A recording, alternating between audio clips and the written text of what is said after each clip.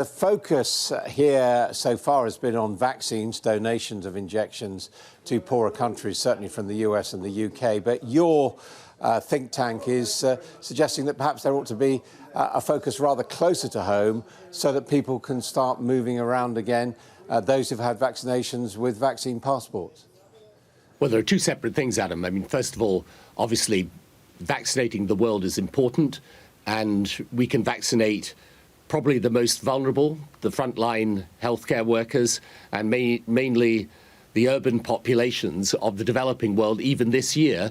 And therefore, the announcement of Britain giving vaccines, America giving vaccines, others will come in with their contributions. That's really important. So whatever we're doing back here, if we don't take care of the rest of the world, then our vaccination program here ultimately will not protect us. But yes, it's true. We're also saying very clearly that, look, I believe there should be a distinction between those who are vaccinated and those who are unvaccinated, and people who are vaccinated should be able to enjoy greater freedom to travel and greater freedom from restrictions. And most countries around the world now are drawing this distinction, because if you are vaccinated, fully vaccinated, you're less likely to transmit the disease, less likely to get it, and less likely to be seriously ill. So there are two quite separate things. One is vaccinate the world insofar as we can, as fast as we can, and then what we're doing in our own country. But isn't concentrating on vaccine passports rather unequal, rather unfair, really, because it will benefit those people who've had vaccines, it won't benefit the others, and it will take a great deal of energy to implement it properly? And shouldn't we really be concentrating on the basis that we're all in it together, we're all threatened by the disease, and we shouldn't be trying to get special privileges for some people over others? Yeah, I confess I really don't understand this point. I mean, we offer vaccines to everybody and we offer them for free. I mean, OK, we've proceeded age by age, but now over half the British population is fully vaccinated. I have every sympathy, and you need to make special provision. We suggested how that should be done for those who have medical reasons for not being vaccinated. But if someone who's entitled to be vaccinated chooses not to be vaccinated, that's their choice. But we should take account of the fact that those who are fully vaccinated are less of a risk for the disease than those who aren't. And if you look at what's happening, for example, round the world, this distinction is being made. I think it's highly unlikely you're going to get international travel going again without people saying, if you're coming into my country, we'd like to see proof of vaccination.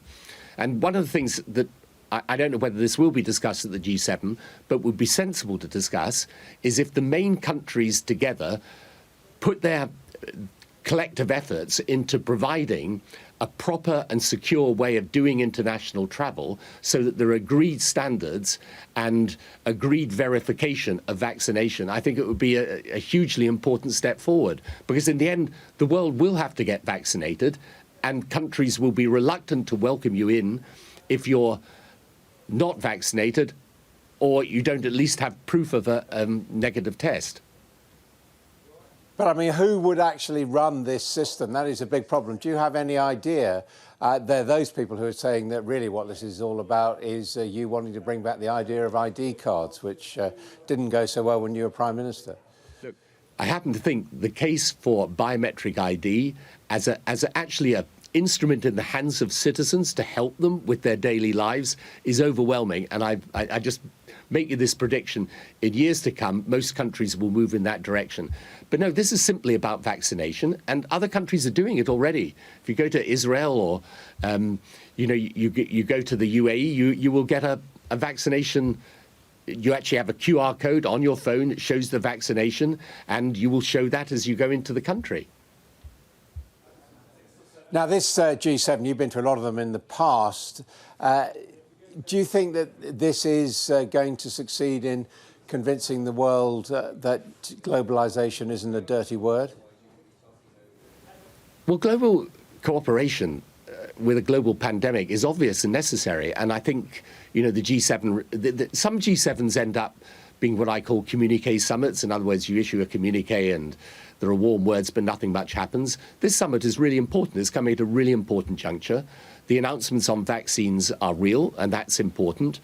I think the G7 will also take action on a global surveillance system, because one of the things we need to do urgently is make sure we're picking up new variants from around the world and analysing them fast. And we need to put in place the surveillance to do that. And also, we're going to need to make sure that even if we get these vaccines to some of the poorest countries in the world, and my institute works in many of them, those countries themselves have got to have the capacity to absorb the vaccines and roll them out and register them properly.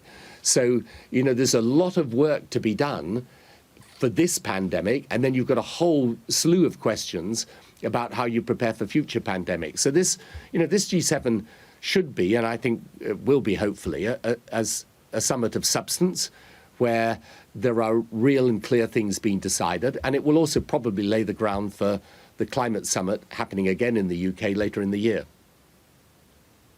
And obviously the big changes in presidents from Trump to Biden.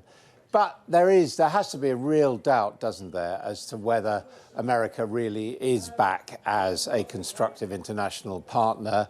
When you look at the political situation in America, the support that Donald Trump still has from the Republican Party and in Congress. I mean, this may just be a sort of polite interlude, couldn't it, in continuing tensions, particularly between Europeans and the United States.